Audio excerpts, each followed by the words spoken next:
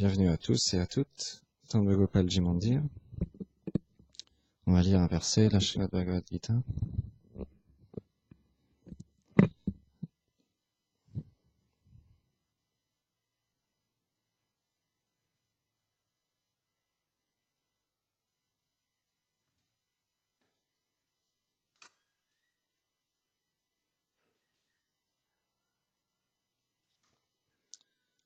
Chapitre 6, verset 45. Prayatnat yatamanastu yogi samchuda kilbisha aneka janmat samsidas tato yati param gatim. Après de nombreuses naissances, le yogi qui pratique sincèrement devient libéré de tout péché et obtient finalement la perfection. Ainsi, il atteint la destination suprême. Commentaire. Selon Srila Vishwanath Chakravarti Thakur, ce n'est qu'après de nombreuses naissances qu'une personne devient mature dans la pratique du yoga.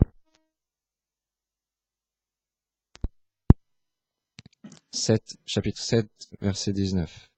Le Seigneur Krishna a dit: après de très nombreuses naissances et de pratiques spirituelles, lorsqu'une personne atteint la connaissance, gyan, de voir toute chose consciente comme inerte, reliée à Vasudeva, autre nom pour désigner Krishna, elle s'abandonne à moi et accomplit mon adoration.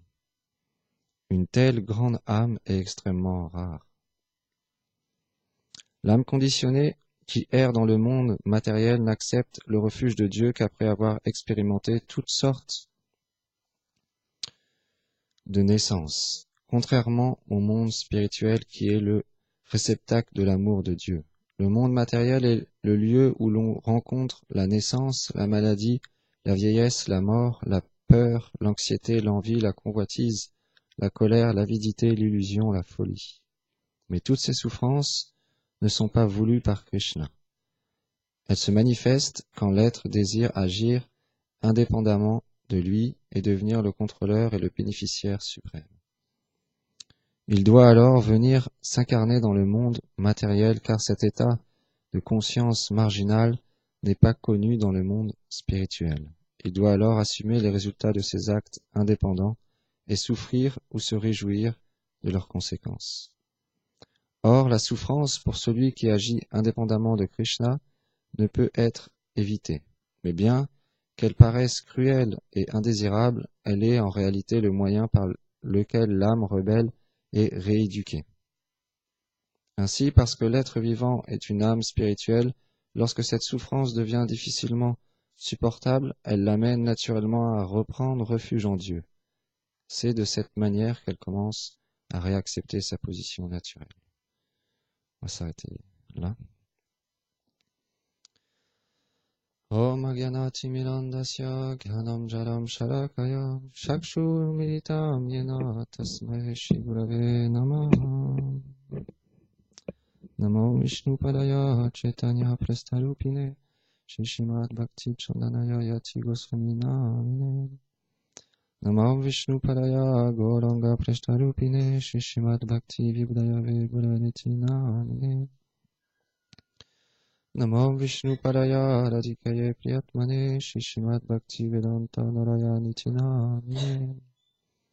Namo Vishnu Padaya Krishna Prestaya Bhutare Shrimati Bhakti Pragyana Keshavati Namine.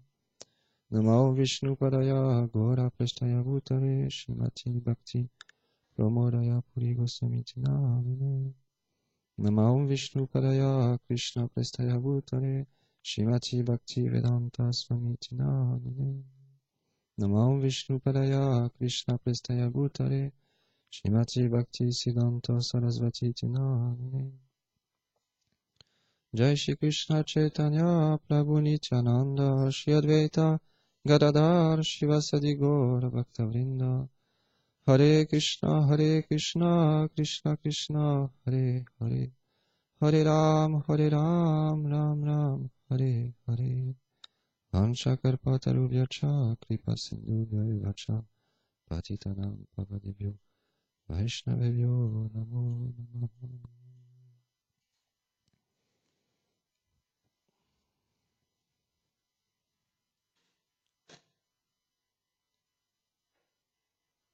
Ainsi, parce que l'être vivant est une âme spirituelle, lorsque cette souffrance devient difficilement supportable, elle l'amène naturellement à reprendre refuge en Dieu. On peut voir, quand on souffre, quand on est véritablement au bout du gouffre, comme on dit, qu'on n'a pas d'autre solution, que notre vie, on se rend compte que notre vie n'a plus de sens, on se demande, bien, qu'est-ce que je fais dans cette condition? Pourquoi je me suis mis dans cette situation où je souffre terriblement? Alors c'est expliqué, à ce moment-là, Krishna l'explique à Arjuna. Une personne qui est dans cette détresse, alors elle peut facilement venir à moi. Shabakti Chandanyati Goswami Maharaj expliquait une fois dans une de ses conférences que la reine Kunti priait même pour que le malheur vienne à elle, pour qu'elle puisse s'abandonner encore plus, de plus en plus à Krishna.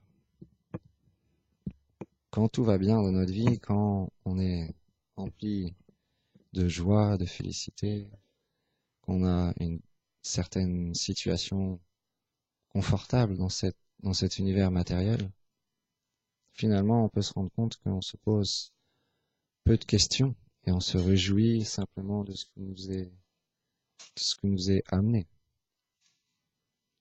Mais dans la vie des grands Vaishnavas, comme par exemple Haridas Thakur, début du verset,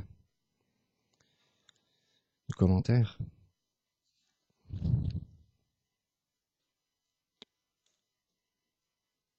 il y a un verset de la Gita qui est cité, qui dit « Après de nombreuses naissances, lorsqu'une personne atteint la connaissance de voir toute chose consciente comme inerte reliée à Krishna, à Vasudev, elle s'abandonne à moi. Une telle grande âme est extrêmement rare. » Les âmes qui sont complètement abandonnées, qui sont complètement pures, dans ce monde, c'est très rare. Donc, quand on a l'opportunité, quand on a la miséricorde de rencontrer une telle âme, on doit comme les gopis font quand elles entendent la flûte de Krishna. Elles délaissent toute leur activité et simplement elles courent pour entendre le son de la flûte de Krishna et voir ses yeux pareils au lotus, voir sa beauté. Nous-mêmes, quand on a l'opportunité, par exemple, ici dans ce temple, de nombreux Vaishnavas viennent pour donner leur enseignement, leur miséricorde. Quand ils viennent, on doit avoir cet état d'âme de courir avec notre cœur et de leur donner. Shabakti-Siddhanta Sarasvati Thakur Prabhupada, il disait simplement, j'ai besoin d'une chose, c'est que vous me prêtez vos oreilles. Quand on est face à des sadhus, à des saints, des personnes saintes, on doit avoir cette attitude et cette humble soumission d'amour. C'est pas une soumission matérielle comme on peut peut-être le percevoir, une soumission dans ce monde. Quand on entend ce mot soumission, ça paraît quelque chose de dur et de finalement un peu comme être un martyr. Mais c'est une soumission dans l'amour, parce qu'on est en demande et on a envie de recevoir cet amour. Et donc, dans le Chaitanya Charitamrita, Krishnadas Kaviraj Goswami, il raconte le divertissement de Haridas Thakur. Haridas Thakur, quotidiennement, il chantait 300 000 fois le saint nom du Seigneur. Il était absorbé dans sa méditation à travers le chant du Mahamantra. Et le temps passait, et son corps est devenu de plus en plus faible, de plus en plus insupportable pour quelqu'un d'ordinaire. Mais pour une âme libérée, le corps, il n'a pas conscience. Même quand le corps devient faible, Haridas Thakur, il ne pouvait même plus se lever, il était allongé. Tellement, à un moment donné, son corps était vieux.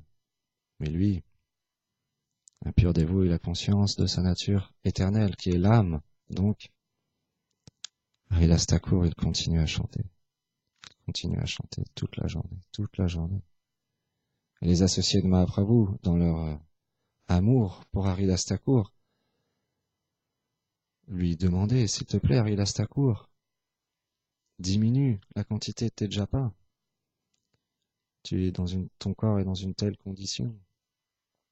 Tu devrais te reposer plus. Mais Haridas Thakur, il voulait pas. Il voulait continuer à faire son service de chanter la quantité de chants de Mahamantra qui s'était fixée. Et Mahaprabhu un jour est venu le voir. Et il y a eu un échange entre Mahaprabhu et Haridas Thakur. De la même manière, Mahaprabhu lui a demandé pourquoi tu fais tout cela? Tu es un homme libéré, tu as atteint la plus haute perfection. Tu n'as plus besoin de... Tu as atteint déjà la perfection. Diminue ton chant du Mahamantra. Repose-toi un peu plus. Mais Haridas Thakur, il ne voulait pas. Il a demandé simplement, j'ai une requête à te faire.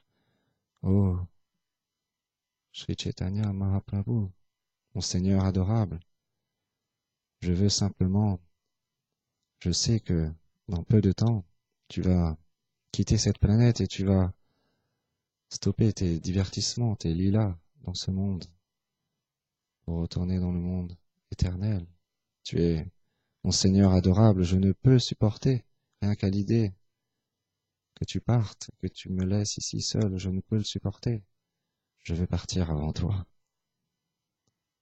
Je te demande, s'il te plaît, viens au moment où je quitte mon corps, je veux voir ton beau visage pareil au lotus, et je veux pouvoir chanter de tout mon cœur, Gaur Hari, quitter mon corps. Tel était le souhait de Haridas Thakur. Mais Mahaprabhu, ces dévots lui sont plus chers que sa propre personne. Il a dit, je peux pas faire cette chose-là. Moi-même, je suis sur cette terre pour ton plaisir, pour être en association avec toi. Mais Haridas Thakur, il a attrapé les pieds de Mahaprabhu. Il a dit, s'il te plaît, avec des pleurs qui coulaient de ses yeux, s'il te plaît, telle est ma requête, tu peux faire ça pour moi. S'il te plaît. Et il pleurait, il pleurait. Et Mahaprabhu est parti. Le lendemain, Mahaprabhu est revenu voir Haridas Thakur parce que quotidiennement, il allait voir Haridas Thakur. Et cette fois-ci, il est venu avec d'innombrables dévots, tous ses associés les plus chers, pour voir Haridas Thakur, avec un kirtan des plus tonitruants, des plus intenses et des plus dévotionnels. Et bon, les associés de Mahaprabhu étaient tellement heureux de voir l'affection qu'avait Sri Chaitanya pour Haridas Thakur. Ils étaient tellement en extase. On peut apprendre nous-mêmes, par exemple, quand on lit les divertissements des associés de Mahaprabhu, l'échange qu'avaient avec tous les associés. Un jour, le roi Prataparudra, il a eu la grande fortune de pouvoir réciter un verset à Chaitanya Mahaprabhu. Le roi Prataparudra, il mendiait toujours de pouvoir un jour voir personnellement et toucher Mahaprabhu. Il avait une telle dévotion pour Sri Chaitanya Mahaprabhu. Il voulait à tout prix le servir et le voir, que tout le temps il était absorbé dans sa méditation. Et un jour, par l'arrangement des associés de Mahaprabhu, il a pu approcher et citer un verset à Mahaprabhu. Mahaprabhu était tellement satisfait qu'il l'a étreint d'amour et qu'il a comblé son désir de pouvoir l'étreindre par amour. Le roi Prataparudra était rempli d'extase parce qu'il avait pu recevoir ce qu'il désirait tant. Et les associés de Mahaprabhu étaient emplis de joie de voir qu'il avait reçu la miséricorde de Mahaprabhu.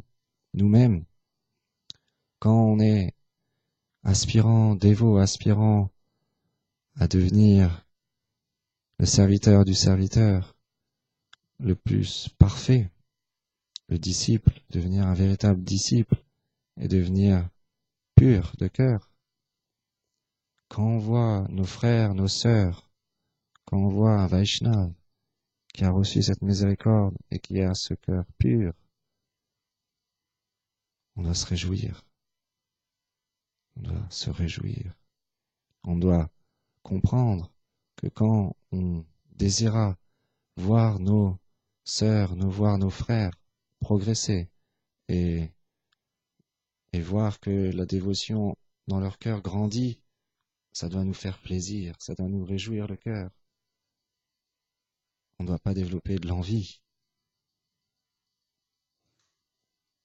Parce qu'on suit dans les traces. Rupa Goswami, on suit dans les traces des associés de Mahaprabhu.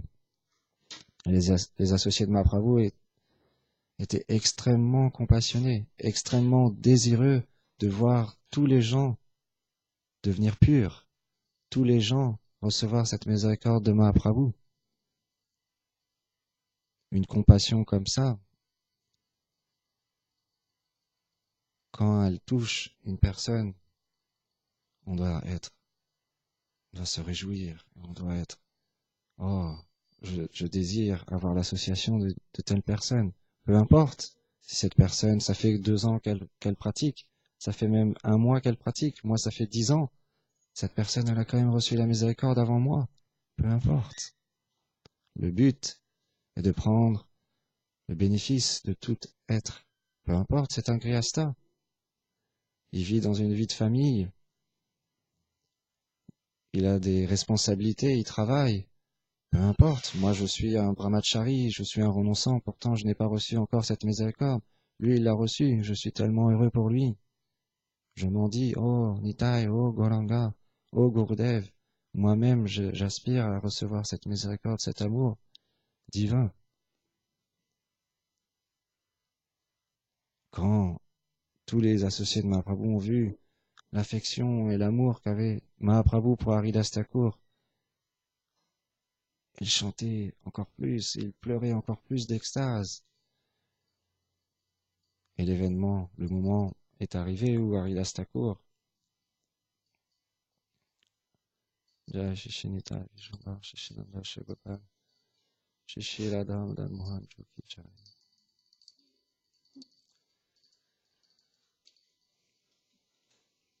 Haridas Thakur, comme Bhishmadev, a pu choisir le moment où il a quitté son corps. Et donc à ce moment-là, il a contemplé le doux visage pareil de Gauranga Mahaprabhu. Il a cité son nom et il est parti de son corps. Mahaprabhu, il a porté le corps de Haridas Thakur personnellement. Et il tournait d'extase. Il chantait, il dansait, empli d'amour pour son très cher dévot. Parce qu'il voulait le glorifier. Le Seigneur, il aime, ses dévots lui sont plus chers que sa propre personne. Donc il aspire à toujours glorifier ses dévots, toujours montrer la position extraordinaire de ses dévots. Nous-mêmes, on peut suivre dans cette trace, aspirer à glorifier les autres et ne pas se glorifier soi-même, aspirer à vouloir toujours voir les autres êtres vivants comme supérieurs et soi-même comme inférieurs. De cette manière-là, on développera l'humilité. Et Mahaprabhu, il est parti avec tous ses associés pour baigner le corps de Haridas Thakur dans la mer. Ça se passait à Jagannath Puri.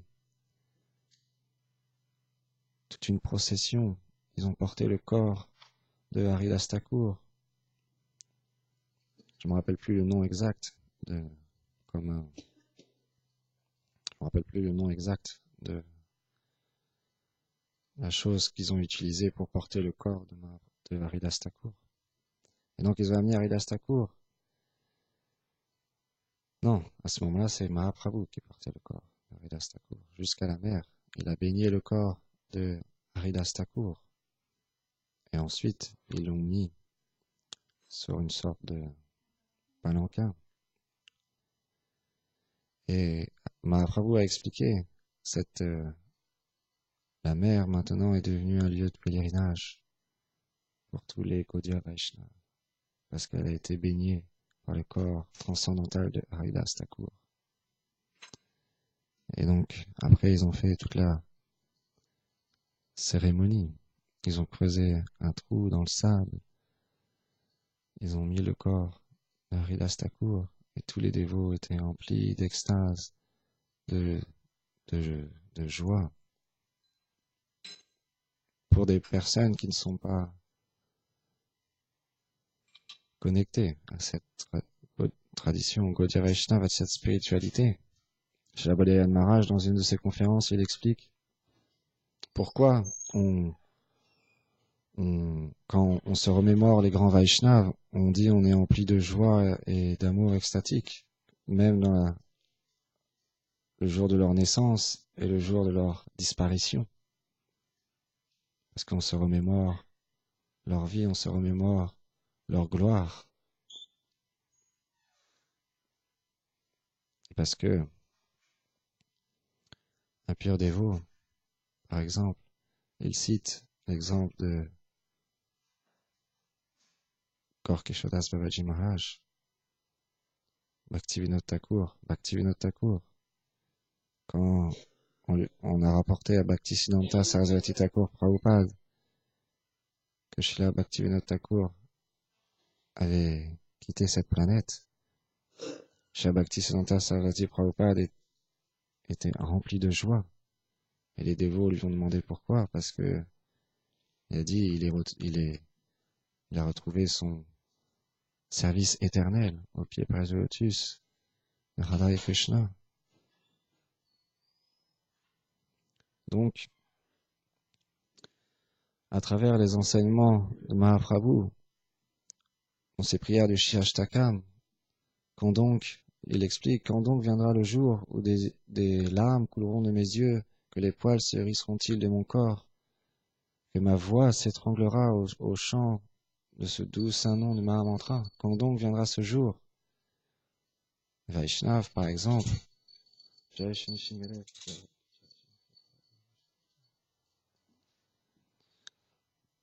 nous explique l'hôpital transcendantal dans lequel nous nous trouvons est un hôpital où on apprend à pleurer. L'hôpital de Mahaprabhu, chaque personne vient avec ses qualités et ses défauts. Chaque personne vient avec ses qualités et ses défauts, et chaque personne aspire à développer de l'amour. Mais il y a des choses qui vont sortir de notre cœur. Les choses indésirables vont sortir. Il va y avoir ce qu'on appelle une purification. Cheto Darpanam. On va être nettoyé.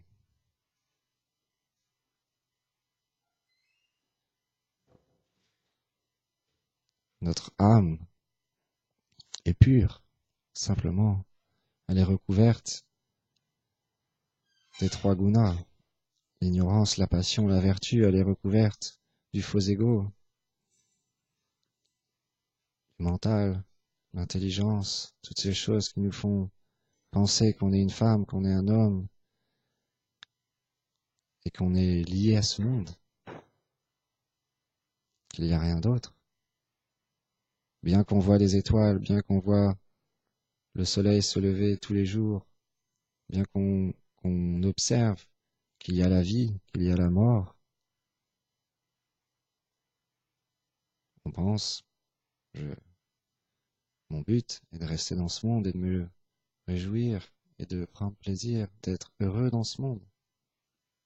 Mais les Vaishnavas, ils nous expliquent qu'on peut avoir une certaine forme de plaisir, on peut avoir une certaine forme de bonheur, de la même manière de souffrance et de peine. Mais tout cela est temporaire. Ça viendra, ça partira, le bonheur viendra, le malheur viendra aussi.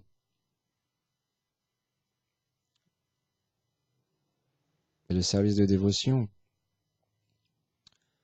et le chant du Mahamantra est spirituel. Et donc, quand on s'engage dans cette voie spirituelle, on a l'opportunité de comprendre qu'il y a une réalité supérieure à travers les sadhus, comme explique ce verset, à travers les personnes pures. Parce qu'une personne pure, de cœur, son âme est complètement pure, il connaît sa véritable identité, il peut nous l'apprendre. Il nous explique comment graduellement dépasser tous les obstacles et comment focaliser notre vie autour de Dieu, qu'on appelle ici Krishna. Tous les enseignements se rejoignent. Le but est toujours l'amour pour le Seigneur.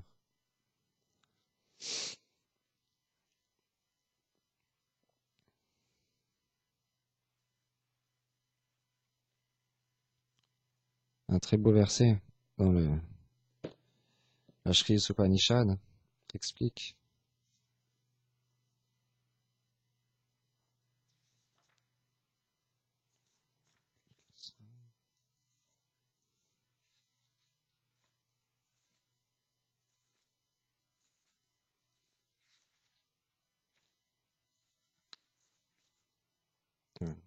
verset 6. Yastu sarvani bhuttani atmani vanupashyati sarva bhutteshu satmanam tatona vijugupsate. Celui qui voit tout en relation avec le Seigneur suprême, qui voit que tous les êtres font partie intégrante du Seigneur et qui voit le Seigneur en tout, celui-là ne hait rien ni personne. Ça rejoint ce principe de ne pas développer de l'envie des autres êtres vivantes, parce que l'envie, quand on a de l'envie envers quelqu'un, on se sent supérieur à cette personne. Et se sentir supérieur à quelqu'un, Shabakti Puri Goswami Maharaj explique, pour développer de l'amour, pour chanter purement le saint nom du Seigneur, il faut développer l'humilité. Ça prend du temps, ça prend beaucoup de remise en question sur soi-même, de comprendre effectivement, je ne suis pas grand-chose.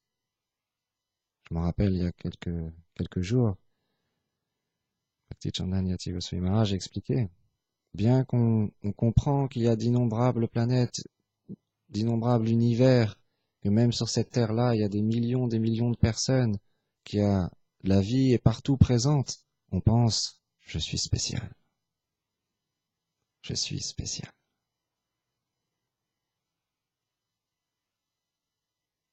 Quand on viendra ce jour où je ne penserai plus je suis spécial, et je penserai les autres sont spéciaux.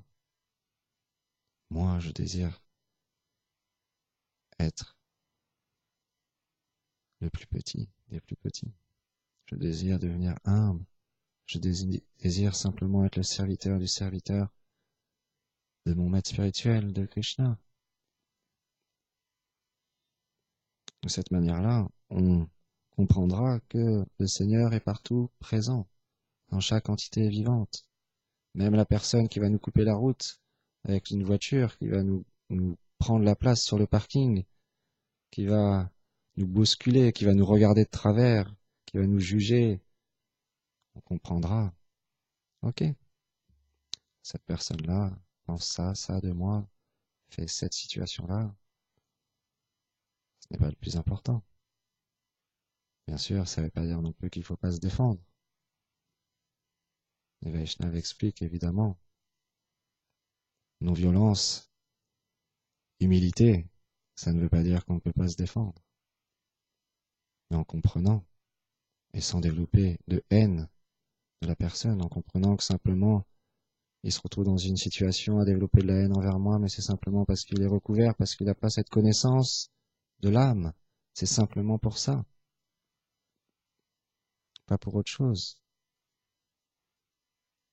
Parce que quand on comprend l'âme, on comprend, on réalise. Réaliser, ça veut dire vraiment réaliser quelle est notre identité véritable, c'est devenir pur. Automatiquement, il n'y a pas d'envie, il n'y a pas de haine. On n'haït personne et on ne hait personne. Parce qu'on sait que le Seigneur est partout présent. Donc de cette manière-là, quand on est amené à servir ensemble le Seigneur, on est amené à être engagé dans un processus, comme par exemple celui-ci ici au temple de Gopalji Mandir, on veut faire plaisir aux Vaishnavas, on veut faire plaisir à l'Acharya, au maître spirituel, à toute notre filiation spirituelle, aux déités, à Nitai Vishvambar, à Nanda Yashoda Gopal, à Radha Madan Mohan, à Nishingadev, à Prahlad Maharaj, Bhakti Siddhanta, qui est dans une conférence, Shabakti Chandanati Goswami Maharaj expliquait, Acharyadev, Shabakti Vibhuda Udayan Goswami Maharaj, quand il a installé la déité, Shri Bhaktisiddhanta Sarasvati Prabhupada, il a expliqué qu'à partir d'aujourd'hui, il va y avoir une adoration tous les jours pour Bhaktisiddhanta. Cette adoration ne s'arrêtera jamais. Donc, à travers la guidance des Vaishnavas, on est engagé dans ce processus, on est engagé à faire du service, on est engagé à chanter pour les déités, on est engagé à les adorer, on est engagé à cuisiner, à faire la vaisselle, à nettoyer le temple, à organiser des festivals, à organiser des conférences, à organiser des Harinam Sankirtan pour le plaisir de Nitai Gauranga, à organiser des distributions de nourriture pour les sans-abri, les prachades. Tout cela, on le fait ensemble pour le plaisir du maître spirituel et notre Guru Parampara. Quand on le fait ensemble, ça veut dire qu'on doit apprécier le service de chacun, qu'on doit comprendre qu'on n'est pas seul. On doit comprendre, par exemple, chez Bhaktinandan Maharaj, il expliquait dans une de ses conférences que il a observé que parfois les dévots faisaient beaucoup de services et avaient peu de temps pour se reposer. C'était important comme Krishna l'explique à Arjuna, de ne pas dormir trop peu, ni trop avoir un équilibre dans toute chose, manger trop et manger trop peu, etc., etc., avoir un équilibre dans toute chose. Et il expliquait aussi, par exemple, Bhakti Chandranati Maharaj a posé cette question. Dans un temple comme celui-ci, nous sommes peu nombreux. Donc il y a beaucoup de services. Donc les dévots, parfois, ils sont un peu fatigués et ils dépassent cette fatigue pour le plaisir du Seigneur. Chez Bhaktivinoda Maharaj, il expliquait, bien sûr, il expliquait évidemment, bien sûr, Krishna, il accepte cette dévotion, il accepte il explique, devenir un soldat transcendantal pour Krishna, un guerrier, parce que dans cette situation-là, on dépasse la fatigue, on dépasse les petits problèmes de corps pour le plaisir du Seigneur. Et Bhaktivinoda Maharaj l'expliquait, évidemment, bien sûr, il y a les deux aspects. Krishna, il accepte quand on, on fait ce service pour son plaisir, même en étant fatigué ou en étant épuisé. Et en même temps, Krishna, il prend plaisir à nous voir en pleine forme et joyeux, et les deux aspects font plaisir au Seigneur. Dans la séparation, dans la lamentation, ou dans la joie et l'amour extatique. Les deux font plaisir au Seigneur. Et à la fin, Shabakti Chandanyati Maharaj, il expliquait, et nous-mêmes on peut le voir, et témoigner à Shabakti Maharaj, qu'il a lui-même eu l'expérience dans d'autres temples d'avoir cet aspect où on prend sur soi, et puis parfois les dévots, ils sont poussés à bout et ils partent, parce que ça devient trop difficile. Tant qu'on n'est pas une âme réalisée, tant qu'on n'est pas pur, on n'est pas forcément prêt à tout dépasser. Donc parfois la fatigue et l'accumulation de services qui nous est donnée peut être difficile. Chez Bhakti Chandanyati Maharaj, il expliquait qu'il prend soin particulièrement ici, à faire attention que chaque dévot puisse avoir aussi du temps pour se reposer et que les services soient bien répartis à chacun. Tel est le rôle des Vaishnavas. Tel est leur service. Ils prennent soin des Vaishnavas. Parce qu'ils ont cet amour dans leur cœur. Parce que ça leur est demandé. Ce service leur est demandé.